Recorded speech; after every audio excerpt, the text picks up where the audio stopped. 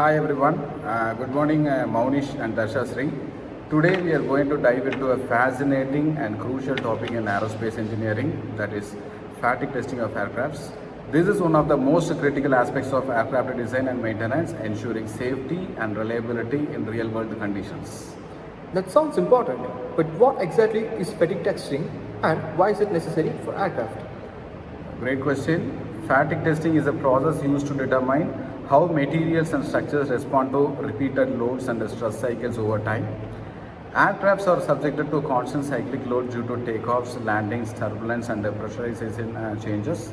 If not properly tested, metal fatigue can lead to catastrophic failures like cracks forming into critical components. So, this is different from regular strength testing, right? Exactly.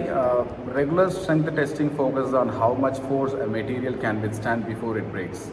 Fatigue testing, on the other hand, examines how small stresses accumulate over time, leading to the progressive damage. What causes fatigue in aircraft structures? Fatigue is caused by cyclic loading, meaning repeated application of stress over time. Some of the primary contributors include a few factors such as flight cycles, pressurization and depressurization, aerodynamic loads, and temperature changes. That makes sense. So, how do engineers predict and prevent fatigue failures?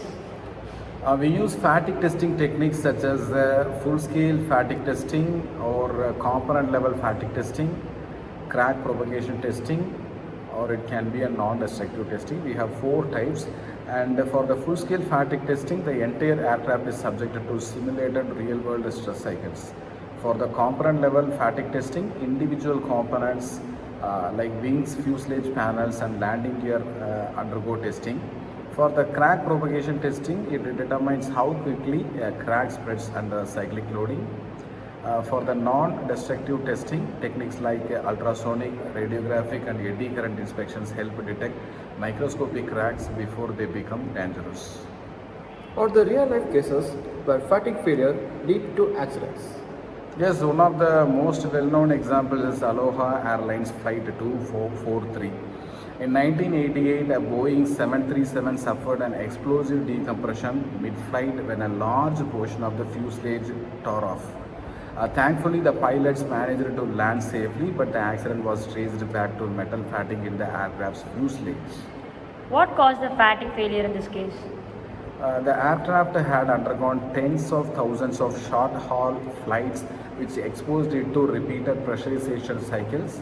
Over time, small cracks formed in the fuselage lap joints, and they were not detected due to the insufficient inspections. This ultimately led to the catastrophic structural failure. That's terrifying. How did this indecision change fatigue testing and inspection practices?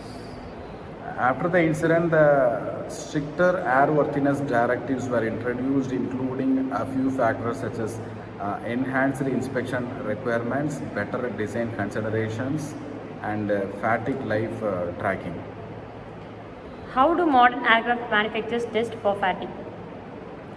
Today, aircraft fatigue testing involves cutting-edge methods such as full-scale fatigue testing, or the digital twin technology, or the acoustic emission monitoring, or the accelerated live testing. We have a number of techniques here. That's incredible. How does computational modeling fit into fatigue testing? Great question. Finite element analysis helps engineers predict stress concentrations and fatigue life. By using the softwares like ANSYS, Nastron, and Abacus, we can create the digital simulations of aircraft structures and analyze their behavior under repeated loading conditions.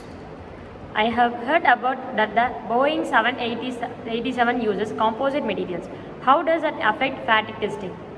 Excellent observation. The Boeing 787 Dreamliner is primarily made up of carbon fiber reinforced composites, which behave differently from traditional aluminum structures.